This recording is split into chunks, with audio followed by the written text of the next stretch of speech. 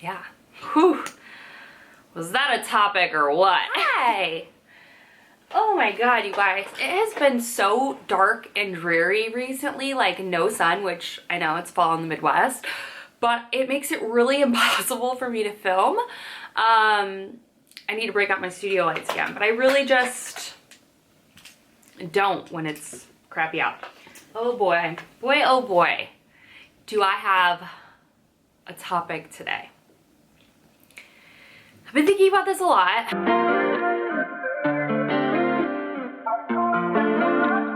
Because I am working through it in therapy and I never even knew it was a problem. So let's dive in, shall we? We're gonna do a girl talk. Get ready with me. Obviously, you can tell.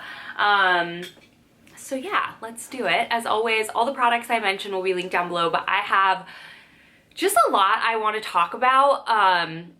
And yeah, I had like back a really long time ago, I mean, gosh, whenever the documentary for the Abercrombie came out, Too Hot to Handle or something like that, came out, I had a lot of people be like, oh, I want to hear your response and stuff like that. And to be honest with you, I watched it and I have thoughts, but I also was like, that documentary was like this much of working at Abercrombie and was like very conservative, if I could say that, and I'm sure that'll shock you. But honestly, reflecting back on my experience, obviously because I'm a white female, I didn't experience what the majority of the people in that documentary were experiencing, so I didn't really feel like it was my like place to like talk about, because as a white female I didn't experience the racism that they experienced. Now when I lived in Japan I did experience that, but a whole different ballgame.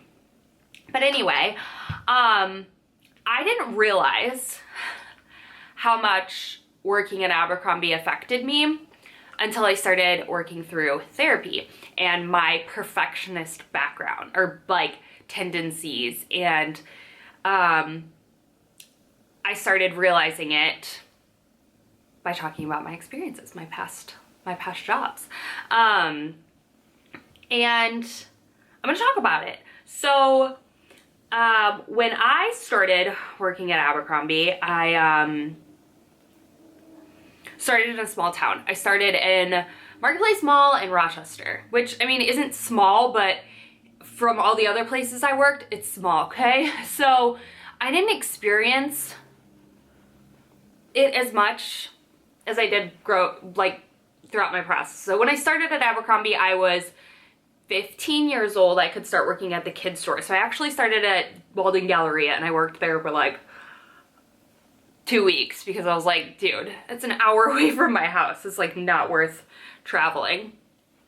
And so then I started working at Marketplace Mall at the Hollister. And I worked there all through high school. And it was a pretty like not focal store. So there's a lot of like really focal stores that get a ton of visits. And by visits, I mean regional management, I mean basically the home office, which is people from Ohio. And they mostly visited back then to truly not talk about sales at all, but to really just talk about the appearance and the look of the store. And back then, I didn't really know better. I was in Marketplace Mall, whatever, it was what it was. I just did what I was supposed to do. I didn't really think too much outside of it. It wasn't until I got to college and I was working at International Plaza, Hollister again, and well, I think I started working at Abercrombie and then I went down to Hollister. But anyway, potato, tomato, it doesn't matter. And I had this manager who was just so like hardworking and just like, I felt like he felt like he had to prove himself. And I feel like most managers felt like they had to prove themselves. And I will explain that as well. But I I remember, because we got a lot of visits, like Jeffrey's visits, like big visits. This is pre, like, Abercrombie hasn't been like this since like 2015. Yeah, 2015, I would say. So anyway, that store was really focal, got a ton of visits. And I remember staying and folding and size stickering until like 3, 4 in the morning. And back then I was questioning, like, why are we doing this? Why are we putting on this show that is like 100% not even feasible, not even possible? Like, our store never looks like this. So why are we letting them know that our store looks like this on the budget that we have, on the hours that we have? Why are we basically lying to them, being like, oh yeah, everything's perfect, even though it's not, because there's absolutely 0% chance that our store would look like this running on 100 hours a week or something crazy like that, right? And I remember thinking back then, I'm like, this is ridiculous. I would never do this. Like, why are people doing this? Like, and are the managers, are like the head people that stupid that they couldn't look at our hours and see that people were clocked in for like 300 hours at like 3 o'clock in the morning? Like, come on, like, they could figure it out, right? And I just kept thinking, like, is that really a way to run the business? And absolutely not. Even at, like, 19 years old, 20 years old, 21, whatever, I was thinking, this is absolutely insane. And it was. But it was still how business was ran. And it was crazy. And it was about appearance. It had nothing to do with if this is attainable, if this is sustainable, if this is anything besides perception. You had to look perfect and do perfect things. And it just really, my therapist helped me realize, like, that is a lot of where your perfectionist comes from. To put it into perspective, so not only did we have to, promote these beautiful stores that never looked that way, spent hours and so much money showing these people that this is our store, but it wasn't our store. So I learned, at first I questioned it, and then I realized if you want to be a manager and you want to do what, you have to do it as well. And then you start just brainwashing yourself and enough times, and you're like, well, this is just how it is. And you stop questioning it because it's just the way of it is. It's been that way forever. The managers, the crazy thing is, the managers coming to visit you, the regional managers, all that, they did the exact same thing, because no one in Abercrombie is hired externally. So they all start from the exact same place, besides like Mike Jeffries, right? But like, they all started from the exact same place. So the crazy thing is they know all this is happening. So it's like, how did that go on for so long? I don't know. And I just remember how stressed out my managers would be. And if they were the not so great looking managers, like the impact managers back then, they would just do these overnights. And then the pretty managers, I know this sounds so insane, but when you grow up at 16 years old and you're so influenced, like you're easily influenced, like you don't realize like how really truly messed up this is. And the pretty managers would come in and accept all the work and all the praise. And they were the ones that got promoted. Whew. Yeah, take that in. That's that, okay? And so then, fast forward to the main things at Abercrombie, your main ways to get promoted as a manager was your store being perfect, nothing to do with sales. Absolutely nothing to do with sales. Your store looking perfect and having good looking people. Recruiting. That was it. When I tell you, okay, so even in 2015, I would say into 2016 when Fran got in, I think in 2015, your only requirement to be a manager at Abercrombie was a college degree. That was your only qualifications. You don't even have to work a day of retail in your entire life. Just graduate college, 4-year degree. Doesn't matter where you graduated, doesn't matter your GPA, doesn't matter, literally just graduate, okay? And of course, be Abercrombie good looking. Traditional, clean, fresh-faced, naturally really pretty, no makeup. Like you had to just be pretty. Okay? So let that soak in. So, when recruiting for people that were in high school, whatever, like again, you just had to find people that were good looking. They could suck at their job. Most of the time, you would have a group of people who were just really good looking and would just come in for visits. They didn't even work. They didn't even work. I mean, they worked, they were paid to come in, but they didn't like actually run the store. It was all just smoke and mirrors. A show. So we had what was called a top 10, which was like your tracker. It was your top 10 hottest people. And if your tracker got approved and you were good, then you as a manager got promoted. Again, you're getting promoted based off of your ability to pick out pretty people. Like, what? Not off the successfulness of your store. The stores run themselves at that point. They ran themselves. Like, they didn't need people who were smart. They ran themselves. Like, they literally did. They just did back then. So that's all that mattered, was just cool people being cool people because the stores sold themselves. Yeah. So recruiting, even when I moved to Japan, do you know how we recruited? We didn't have an online portal where people applied, gave us their resumes. No. I stood on the corner of a university or a main road and looked at people. And I said, they're cute. They're cute. But they're not like necessarily cute to you or I, they're cute to Abercrombie. There's a big difference as well.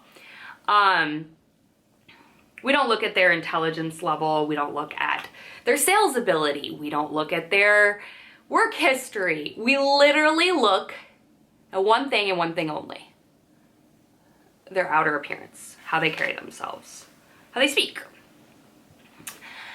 And tell me how I really didn't realize how over time that was diminishing my personality, where all I cared about were my looks. I thought, well, as long as I'm pretty, that's all that matters. And it carried outside of my job. And it's carried me through a lot of my life. And it's really sad because high school Kelly, like, cared about so much more than I realized. I stopped caring and really only cared about, you know, my appearance. And the other thing is not just my appearance, others' appearance, just judging them based off of their appearance, attainable or not, sustainable or not, right? You learn this way of like, well, as long as your store is pretty during certain times to the naked eye, when it's important, then that's all that matters. Whether you busted your butt, stayed up until 5 in the morning, didn't matter. Imagine living your life like that every day. In this unattainable beauty standard, in this unattainable cleanliness level. And it's just, I don't know. There was nothing that made you special in that job. It actually made you dumber until 2016 when sales and all of that became really a priority, when the management switched. But the crazy thing is that no one questioned it. I'm sure people questioned it, but if you wanted to continue, which you did, because honestly it was fun to work there, right? So we thought. And yeah, I had to do a lot of looking inward into how that model of just beauty from yourself and judging others as the only standard qualification that you should have in your life that really truly matters, and then the appearance of your store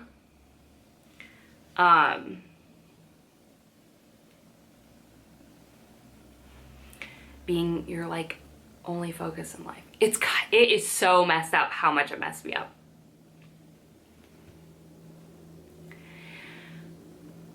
When I lived in Japan,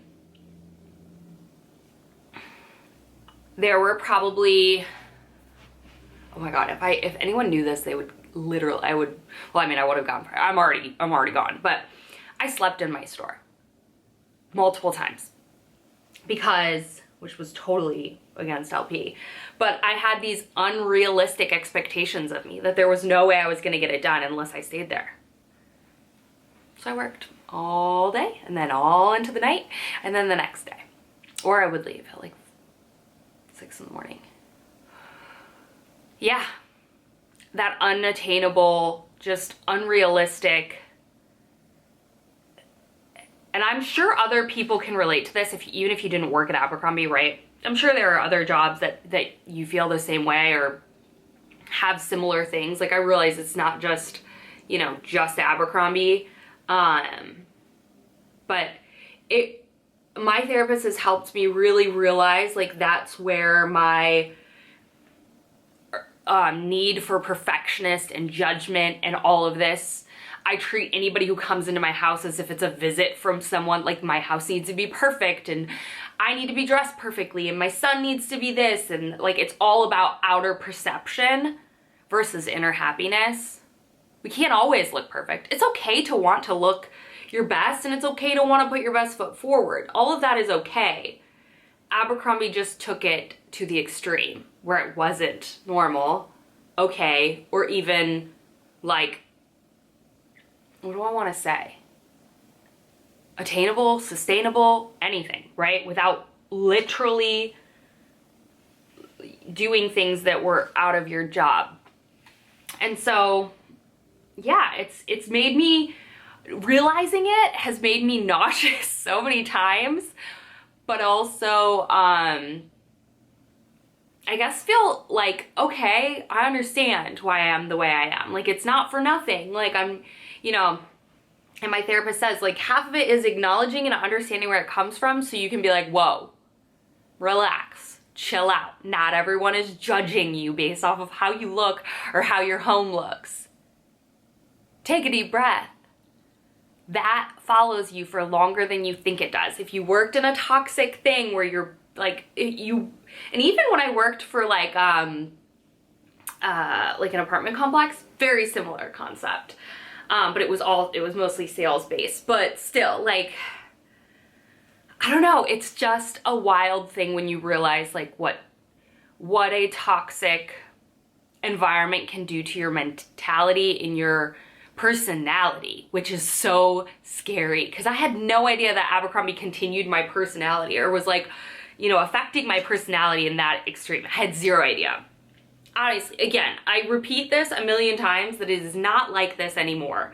100% not like this anymore. I worked for probably 3 years when it was not like this anymore. So I don't want you to get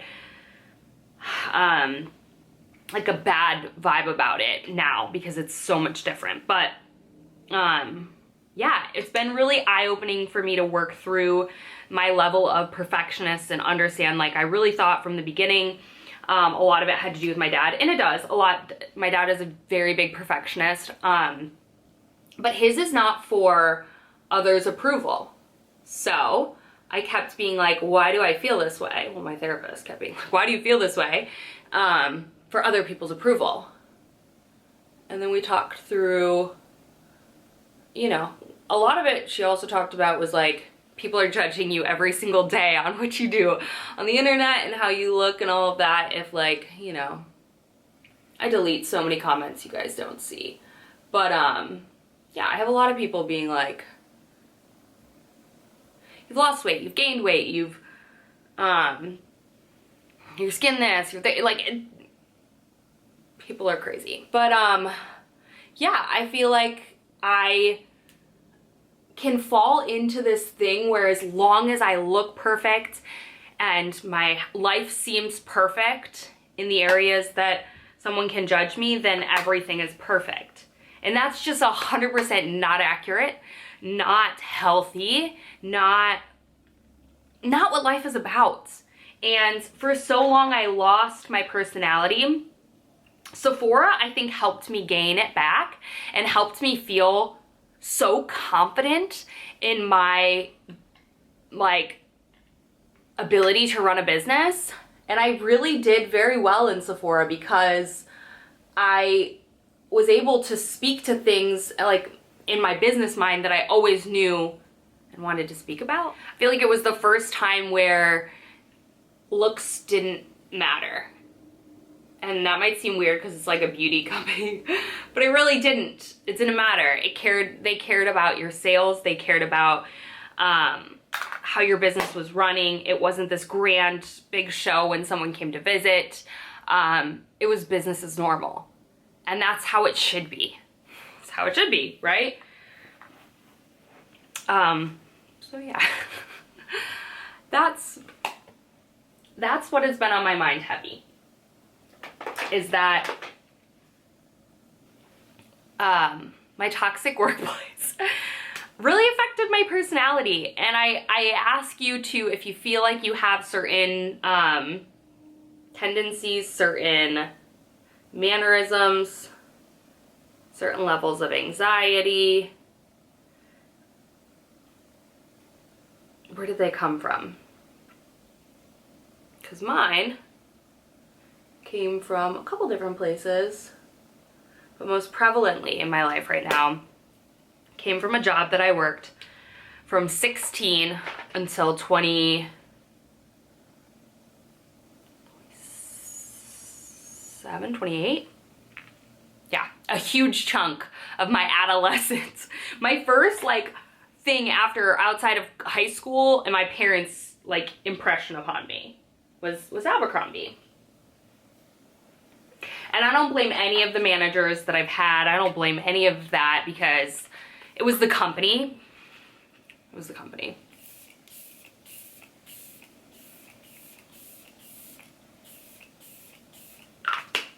So yeah, now I'm slowly learning how to drop that thought that everyone is judging me on my appearance and how I keep my house or whatever it is, or my car, however I carry myself in life. And they care more about getting to know you, who you are as a person, what your ideas are, and once you meet really good people, that's what they care about more than the show that you're able to put on. And once you figure that out, it is so incredibly freeing. So if you grew up maybe in a household that was very nitpicky about you, or you were in a job, or you're in a job currently that you feel that way, well, first of all, I can't recommend therapy enough. Second of all, identifying it and then slowly learning ways to let it go, and relearning that you are more than your looks. You are more than your ability to clean a house or maintain this perfect life. You are way more than that. And it's freeing, and it's actually super empowering, because you're oh, because at the end of the day, we all know that beauty fades, and we can't always keep this perfect life facade up. We can't, and that's boring anyways. So once you learn how to let that go and realize that people care more about who you actually are, if they're good people, than how you act, if that's not you. So yeah, I've slowly been learning that. I've gotten rid of a lot of those tendencies, not being in that toxic workplace anymore. I definitely have, but some of them have lingered and carried through, especially when meeting new people. Now, if they're my best friends, or even with you guys, it's not I'm saying I've been so fake on the internet. I haven't really. I've truly still been myself. But yeah, I I get caught up in that sometimes, and I put my value in things that don't deserve value at all. So, yeah. Whew. Was that a topic or what? Oh gosh. I don't know. Does anyone even listen to these? Maybe not, but I love them. And it's stuff that like I think about when I'm like in my car and I'm just like, I have a revelation of like something and I'm just like, you know, there is nothing wrong, but like don't get it twisted. There's truly nothing wrong with like wanting to have a good life and wanting to carry yourself the best way and wanting to, I don't know, like there's nothing wrong with those things. Those are good habits to have and those are good things, but letting it control you and letting other people's opinions dictate your happiness in your life is not okay. And an even bigger and deeper thing that I'm learning about is that your value is not tied to your looks and or like how you live your life or how others perceive your life. So it's empowering, it's freeing, but it's really embarrassing to admit that I lived my life that way for a very long time. And that at 16 years old to probably 24, I thought that was normal. And I lost out on so many opportunities probably to share with people who I really truly was, instead of caring about how they would judge me if I wasn't perfect. All right.